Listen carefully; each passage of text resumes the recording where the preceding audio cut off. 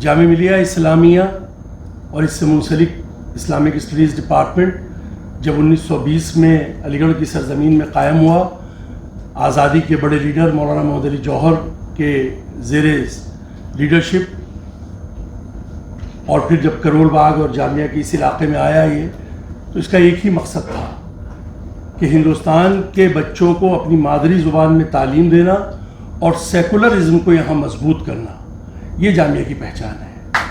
تو اس لحاظ سے یہ جو موضوع تھا، یہ جامعہ میں اگر نہیں ہوتا اسلامک اسٹڈیز ڈپارٹمنٹ میں، تو مجھے لگتا ہے کہ پھر کہیں اور اس کے لیے ضرورت محسوس نہیں ہوتی۔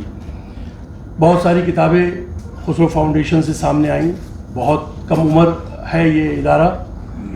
ہمیں یاد ہے کہ اس کے پہلے سربراہ ڈائریکٹر کی حیثیت سے بھی اسراج قریشی صاحب ہوا کرتے تھے، اختر الواسع صاحب جیسی شخصیت ان کے ساتھ جڑی ہوئی تھی۔ اب یقیناً وہ نہیں ہے تو ان کی جگہ حفیظ الرحمان صاحب، یہ بھی اپنی ہی فیلڈ کے اپنے ایکسپرٹ ہیں، محنتی ہیں، ججارو ہیں۔ فرق اتنا ہے کہ اختر الواسع صاحب جب کوئی بات کرتے تھے تو ہم ادب سے کھڑے ہو جاتے تھے، جی سر کیا کہنا ہے۔ اب حفیظ الرحمان کھڑے ہو جاتے ہیں، جی سر کیا کرنا ہے۔ تو فرق صرف اتنا ہے، لیکن خسرو فاؤنڈیشن نے جو مقصد ہے ہم سب جانتے ہیں کہ وہ مقصد ملک کے لیے، ملک کے وجہ سے، ملک کے لیے اور ہمارے اس ملک کو چمن بنانے کے لیے جو لوگوں میں غلط فہمیاں ہیں، وہ اپنے ادارے کے ذریعے سے ان غلط فہمیوں کو دور کرنے کی ایک بھرپور کوشش ہے۔ لہٰذا میں یہ سمجھتا ہوں کہ ہم ہر ہندوستانی کی یہ ذمہ داری ہے کہ اس طرح کی جو فاؤنڈیشنز ہوتی ہیں یا اس طرح کی جو تحریری یا تقریری چیزیں سامنے آتی ہیں، اس میں ہمیں بڑھ چڑھ کر حصہ بھی لینا چاہیے اور اس کو سننا بھی چاہیے سنجیدگی سے۔ ذیشان جیسے بار بار ذکر آیا کہ ہمارے طالب علم ہیں، اور یہ جب طالب علم تھے اسی وقت سے ان کے پالنے میں پاؤں نظر آتے تھے۔ اب جب بھی یہ بہت دور ہیں، الہ آباد رہتے ہیں زیادہ تر، لیکن جب بھی ان کی کوئی نئی تصنیف آتی ہے، نیا کوئی پروگرام یا اپنی کہیں کوئی نئی تقریر انٹرنیشنل فورم پہ کبھی ان کی کوئی ریکارڈ ہوتی ہے تو یہ بھیجتے رہتے ہیں، اور ہم اسے ان کے خیالات سے بھی واقف ہوتے رہتے ہیں، اور کبھی کبھی ان کو کچھ لکھ بھی دیتے ہیں کہ بیٹے اس کو ایسے نہیں، اس کو ایسے کہیں تو زیادہ بہتر ہے۔ تو فخر ہوتا ہے اس استاد کو جس کے شاگرد اس سے آگے بڑھ جاتے ہیں۔ دنیا میں صرف دو شخصیتیں ایسی ہیں، ماں باپ اور استاد۔ ماں باپ بھی اپنے اولاد کو اپنے سے زیادہ آگے چاہتے ہیں دیکھنا، اور دوسرا پھر بغیر کسی لالچ، بغیر کسی لاس کے اگر استاد کا نمبر آتا ہے جو چاہتا ہے کہ میرا شاگرد بہت آگے بڑھے۔ اور کبھی کبھی ایسا ہوتا ہے کہ ڈپارٹمنٹ میں نہ بھی پڑھا ہو، پوری یونیورسٹیوں کا یہ حالت ہوتا ہے، ہم لوگ مختلف یونیورسٹیوں سے واسطہ ہے، مختلف طلباء سے واسطہ پڑتا ہے کہ کبھی کبھی ڈپارٹمنٹ میں پڑھاتے بھی نہیں ہیں ڈائریکٹ، صرف اس ڈپارٹمنٹ سے پڑھ کے نکلتے ہیں اور کسی بڑی جگہ پہ پہنچتے ہیں تو پورا ڈپارٹمنٹ کا ہر ٹیچر اس پہ فخر کرتا ہے کہ ہمارے ڈپارٹمنٹ کا طالب علم ہے۔ تو بہرحال جیسے شیخ الجامعہ نے کہا کہ اسلامک اسٹڈیز ڈپارٹمنٹ کے بہت سارے طالب علم جو دنیا میں اپنے الگ الگ گوشوں میں اپنی اپنی فیلڈ میں اپنا ایک مقام رکھتے ہیں، ان کو ریکگنائز کیا جاتا ہے۔ یہاں ایک اور بیٹھے ہیں غلام، یہ ذیشان سے بھی جونیئر تھے، جب مجھے میری ان کی پہلی ملاقات ہوئی تھی غالباً ایم اے میں تھے۔ تو ان لوگوں کو جب پڑھتے ہیں، سنتے ہیں، اور جب کہیں پازیٹیو چیزیں سامنے آتی ہیں ان لوگوں کی تو دل خوش ہوتا ہے، لگتا ہے شاید ہماری وہ محنت کامیاب ہو گئی، کیونکہ ٹیچر کا مقصد پیسے لینا نہیں ہے، بلکہ ٹیچر کا مقصد یہ ہے کہ ایک اچھی جنریشن تیار کرنا، چاہے وہ اسکول کا ہو یا یونیورسٹی کا ہو۔ ہمارے وائس چانسلر صاحب کا بہت بہت شکریہ، اس لیے کہ وہ ان کا تعلق جو ہے وہ سول انجینئرنگ سے ہے، اور آج سے نہیں تقریباً 40 سال سے جامعہ کے اندر ہیں، جامعہ والوں سے واقف ہیں، جامعہ سے واقف ہیں، دلی سے واقف ہیں، اور علی گڑھ میں بھی جس خاندان سے تھے، جس گھر سے تھے، وہ بھی علمی میدان میں اپنی ایک پہچان بناتا تھا۔ آپ کے والد کی بھی حیثیت ایک پہچان تھی ان کی علمی میدانوں میں۔ پروفیسر شکیل صاحب بھلے ہی سول انجینئرنگ کے ہیں، جیسے انہوں نے کہا کہ میری لائن دوسری ہے، لائن کبھی عالم کی دوسری نہیں ہوتی ہے۔ شکیل صاحب کی لائن بھی وہی ہے جو ہم سب کی لائن ہے، کیونکہ وہ ان کا پیشہ ہے سول انجینئرنگ کے پروفیسر، لیکن یہ ان کی لائن جو ہے ایک شکیل مسلمان انسان ہندوستانی کی حیثیت سے ہے، تو اس لیے یہ کوئی الگ کی فیلڈ نہیں ہے ان کے لیے۔ بس میں مختصر سی بات، چونکہ اے سی چل گیا مجھے موقع مل گیا بولنے کا، اگر اے سی نہیں چلتا تو میں بھی جلدی سے بیٹھ جاتا، کہ مذہب کوئی بھی ہو دنیا میں ہمیں یہ ذہن میں رکھنا چاہیے، کوئی بھی مذہبی کتابیں ہوں، چاہے وہ زبور، تورات، انجیل، قرآن، صحیفہ ابراہیم، وید، اپنشد، گرو گرنتھ صاحب، پانڈولپیاں، بدھ مذہب کی کوئی بھی ہو، کوئی مذہب بھی دنیا میں مار کاٹ کو سپورٹ نہیں کرتا ہے. یہ میرا عقیدہ ہے. کوئی مذہب دنیا میں مار کاٹ کو سپورٹ نہیں کرتا ہے. کوئی مذہب دنیا کے اندر کسی کے ساتھ زیادتی کرنے کو سپورٹ نہیں کرتا ہے. وجہ یہ ہے کہ ہم اس کے مذہب کے ماننے والوں کی حرکتوں کو اس مذہب سے جوڑ دیتے ہیں. یہ ہماری کمی ہے، یہ اس مذہب کی کمی نہیں ہے، یہ ہماری کمی ہے، ہماری ناسمجھی ہے. تو جیسے ذیشان نے کہا کہ جو ایک کنفیوژن تھا جہاد کے نام پہ، اس لیے میں نے اس پہ قلم اٹھایا، تو یہ جہاد کی کمی نہیں ہے، یہ اسلام کی کمی نہیں ہے.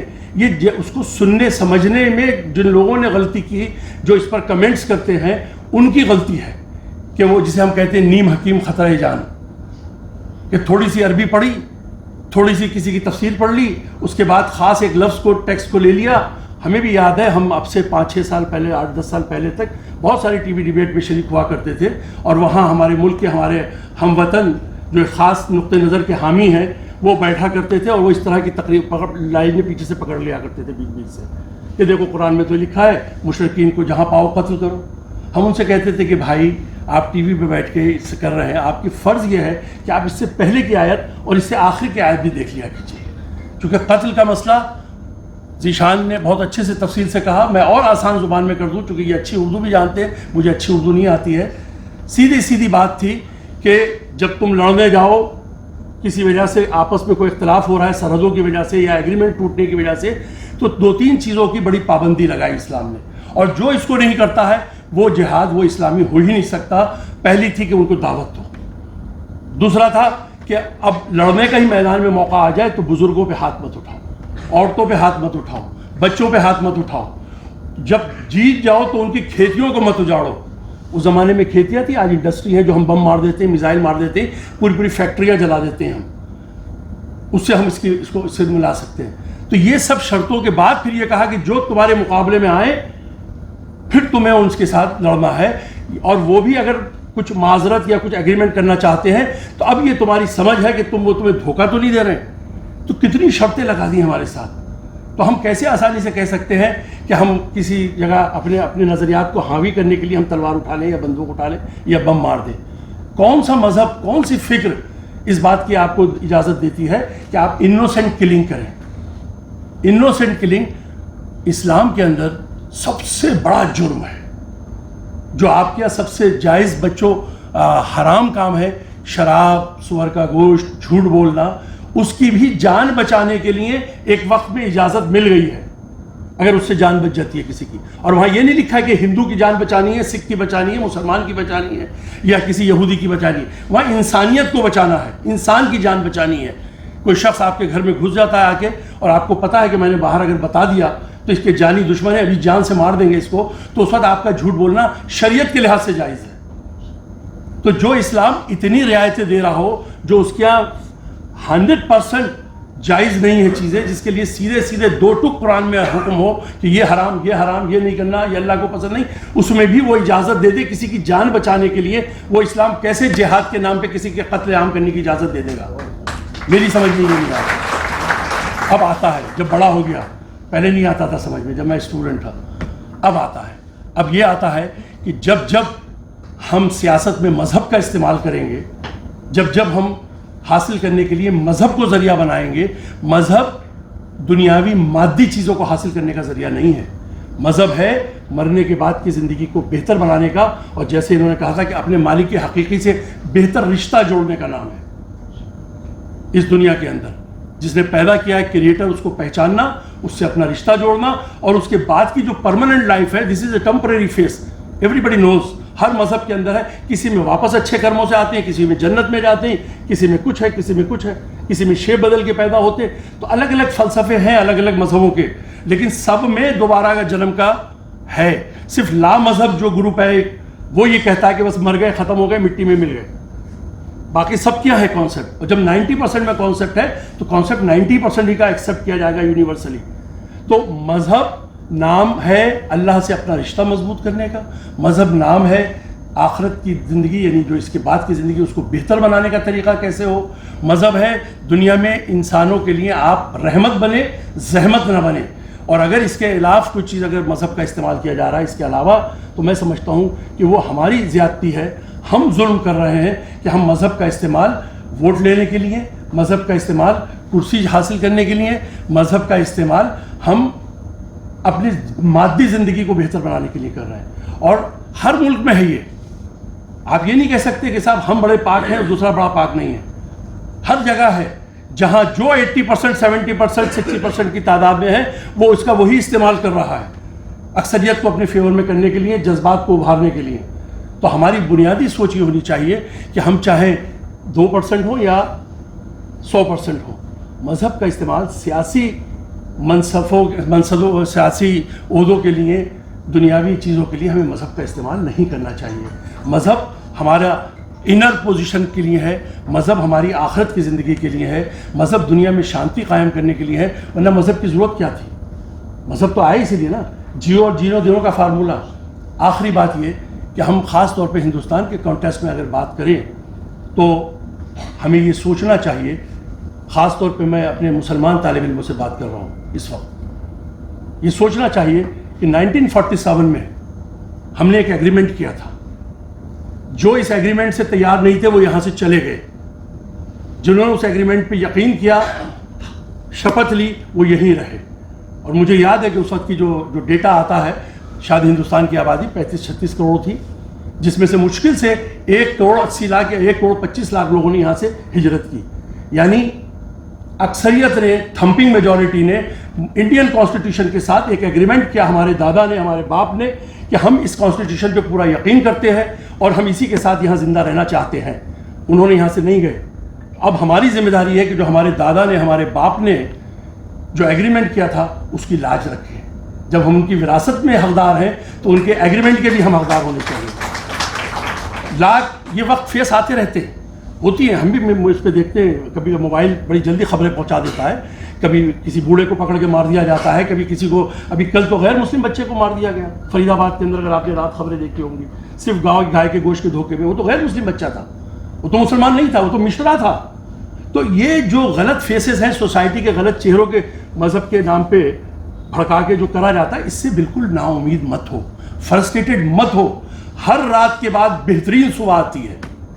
ہمارے ملک میں بھی بہترین صبح کے حالات ٹھیک ہے, کبھی کبھی ہلکے ہو جاتے ہیں, کبھی کبھی تیز ہوتے ہیں, لیکن یہ ملک جیسے مجھے یاد ہے, اندازہ ہے, کم و بیش افریقہ, ایشیا, یورپ, کئی جگہوں کے ملکوں میں گھوما, مجھے تو آج تک کوئی ملک اچھا نہیں لگا سوائے اپنے ملک کے. دنیا کا سب سے پرسکون, سب سے زیادہ آزادی, سب سے زیادہ, اور جب جس ملک میں کانسٹیٹیوشنلی ہمیں سب کچھ رائٹس ہیں تو وہ ملک تو ہمارا مادر وطن ہے. اور پھر مجھے آخر میں اپنی بات ختم کروں کہ ایک شاعر ہے یہاں ہاپوڑ کا, بہت مشہور ہے, کبھی کسی سیاسی پارٹی سے جڑ گیا تھا, نام نہیں لے رہا ہوں, لیکن اس کا بڑا اچھا ایک تھا کمنٹ جب ایک جگہ اینکرنگ کر رہا تھا کہ کیسے تم سوچ سکتے ہو کہ تم اس ملک سے الگ ہو سکتے ہو, تمہاری تو مٹی بھی نہیں جاتی, تمہارے ہم وطنوں کی تو ہوا اور پانی میں مل جاتی ہے, تمہاری تو مٹی وہاں بھی نہیں جاتی, تم تو اسی زمین میں رہتے ہو اور اسی زمین پہ سجدہ کرتے ہو دن میں 5 بار.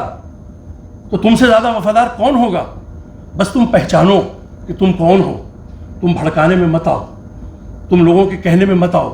تم یہ جو ماحول بنتا ہے اس سے اپنے آپ کو فرسٹریٹڈ مت کرو, تم اپنے آپ کو مضبوط رکھو کہ رات ہوتی ہے کوئی بات نہیں, کبھی چاند ہوتا ہے رات میں, کبھی ستارے ہوتے ہیں, کبھی اندھیری رات ہوتی ہے, وہ تو صرف 2-3 دن کی ہوتی ہے اندھیری رات.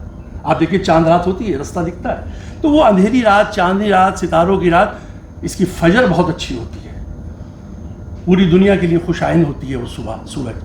تو انشاءاللہ ہمارے ملک میں بھی اگر کبھی کوئی ابر کے بادل چھائیں گے یا چھائے ہوں گے یا لگتے ہوں گے تو ہمیں امید ہے کہ اگر ہم لوگ پازیٹیو رہیں.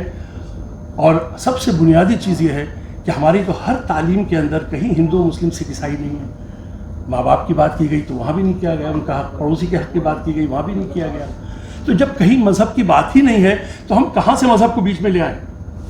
تو اس لیے آخری ختم بات کہ ہمیں مایوس نہیں ہونا ہے, ہمیں اس طرح کی خبروں سے پریشان نہیں ہونا چاہیے. ایک خاص طریقہ ہے کہ لوگوں کو ڈیمورلائز کرنے کے لیے اس طرح کی خبریں پھیلائی جاتی ہیں, ان سے ہمیں بالکل نہیں ڈرنا چاہیے.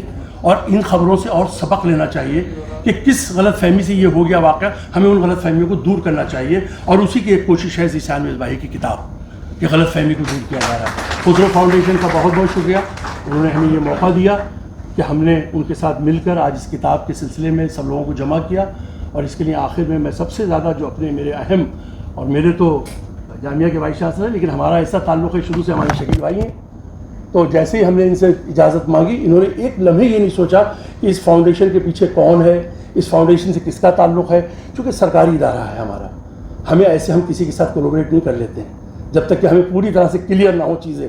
تو ہمیں لگا کہ ہمارے وائس چانسلر نے ہمیں ایک بار بھی یہ نہیں کہا کہ ان کے بارے میں ذرا مجھے بتاؤ تو، یا لکھ کے بھیجو۔ عام طور پہ طریقہ ہوتا ہے وائس چانسلر کو لکھنا پڑتا ہے ایک بریف انٹروڈکشن، تو ہمیں وہ بھی ضرورت نہیں پڑی، صرف انہیں یہ بھروسہ تھا کہ ہم لوگ ڈپارٹمنٹ کے لوگ کسی غلط ایجنسی کو اپنے یہاں شامل نہیں کریں گے، اسی ایجنسی کو کریں گے جو ہماری طرح جذبہ رکھتی ہوگی وطن کے لیے، جو ہماری طرح جذبہ رکھتی ہوگی اپنے ملک کے لیے۔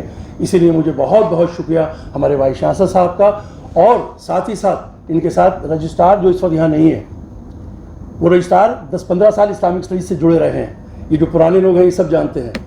آج انہیں آنا تھا، انہیں عام طور پہ ان کی اس طرح کے اکیڈمکس پروگرام میں نہیں ہوتے، لیکن انہوں نے خواہش تھا کہ میں بھی یہاں شریک رہوں گا، لیکن اتفاق ایسا ہوا کہ ابھی سر نے بھی بتایا اور ان کا بھی فون آیا کہ منسٹری سے رجسٹرار کو اور یہاں کے 2 افسران کو منسٹری میں کسی اہم کام سے ضروری جانا تھا، اس لیے وہ، اور بارش کی وجہ سے راستے کا بھی مسئلہ تھا، تو بہرحال ان کا بھی بہت بہت شکریہ کہ رجسٹرار نے ایڈمنسٹریٹو ہمیں پوری سپورٹ کی پوری طرح سے، یہاں کے CIT والوں نے بھی بہت سپورٹ کیا۔ شکریہ کی رسم تو باقاعدہ ارشد یا جو بھی صاحب مکھرجی سر کریں گے۔